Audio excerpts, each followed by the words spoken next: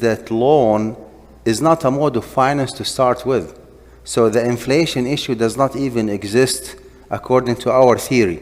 Okay? If someone actually is approaching me asking for $5,000 to pay for the tuition fees or the rent of his apartment or to, whatever surgery or, something that's really, necessary, I'll be more than happy to give him $5,000 for maybe a few weeks, few months. And a part of that actually is that I'm willing to take the inflation or to incur the inflation, because giving a loan is an act of devotion and charity. I give it, for the cause of Allah subhanahu wa ta'ala. So I'm not allowed to take any single, penny on top of the principal. I give him or her $5,000, I get it back $5,000, no more and no less, right? Now, if that person actually is approaching me asking for $100,000, and I know for a fact that he wants to upgrade his business, right? Okay. Well, even if I have the $100,000, I will not give it to him. Based on what, with all due respect, I give you $100,000 as a qardun hasan, interest-free loan. You take my money, right, as a loan. Okay, because I do not charge interest, and you are practicing Muslim like me, you do not, pay interest. You take my money, you invest it in your business for 2-3 days, you make tens of thousands of dollars of profit, and then you come back to me after 3 years giving me a big hug, Jazakallahu khairan, here is your money back. Seriously? Is this a good business? Of course it is not. So if I want that you want my money to do business, well, let's sit down and talk business. We can go with the mudaraba, right? I give you the money because I know that you are the expert in the car dealership business. Here is the money. Here is the shurut and the conditions and the stipulations. Go ahead and work on my money on my behalf. Whatever profit you make, net profit, I will take. So my point here, Sheikh, is that inflation is an issue when it comes to giving the loan as a mode of finance. Well, if we disagree on this fundamental issue, that loan is not even a mode of finance to start with, then the inflation issue does not exist to start with. Fair enough. Yeah.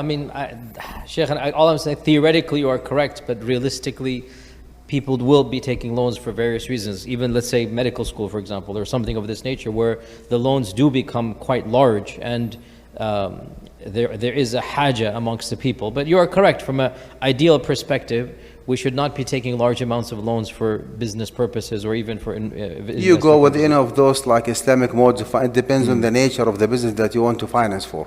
But loan, to start with, is not a mode of finance, period. No. Inshallah, khair. So move on to the second to last question. We talked about riba and back and forth. Let's get to the broader question.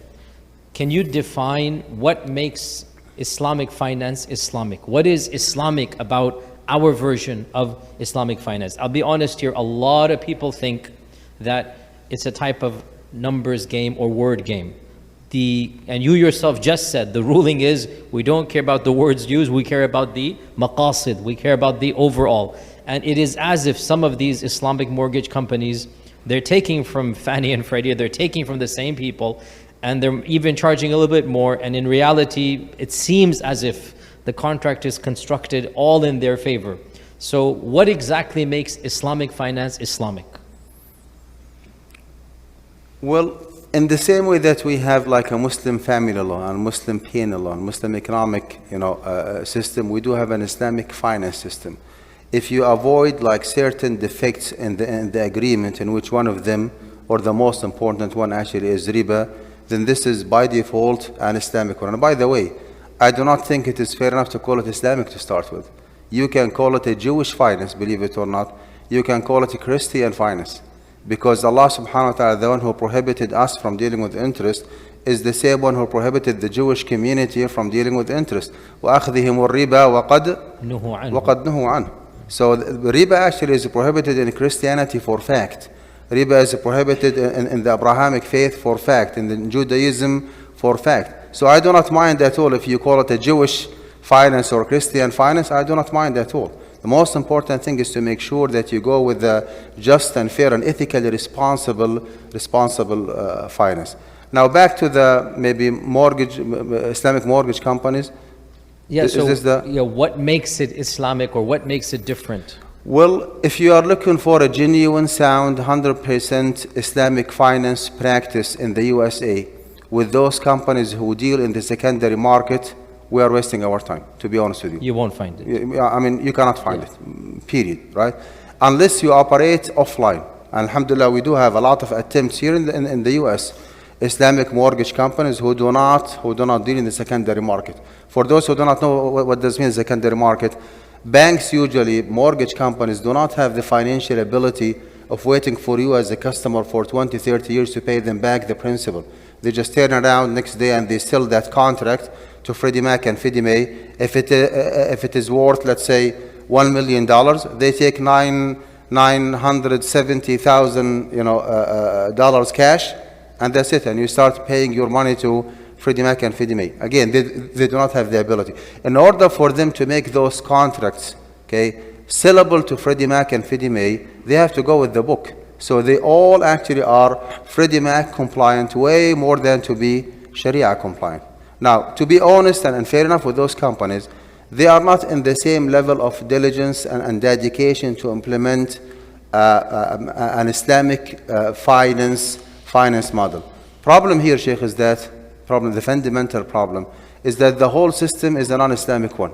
So in order for you to incorporate a genuine and sound Islamic finance practice within a non-Islamic finance, it is close to impossible, right?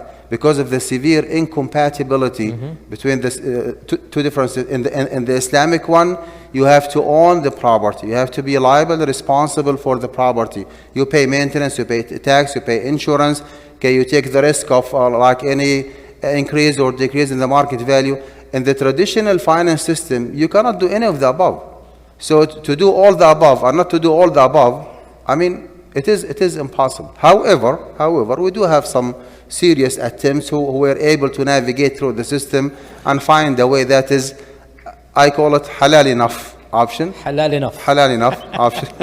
It's a new fiqh category. Yeah, halal enough option versus just like traditional mortgage one. Well, I mean, if you have halal enough versus absolutely haram, which one you go with? Like back home we say, الرمد ولا العمى.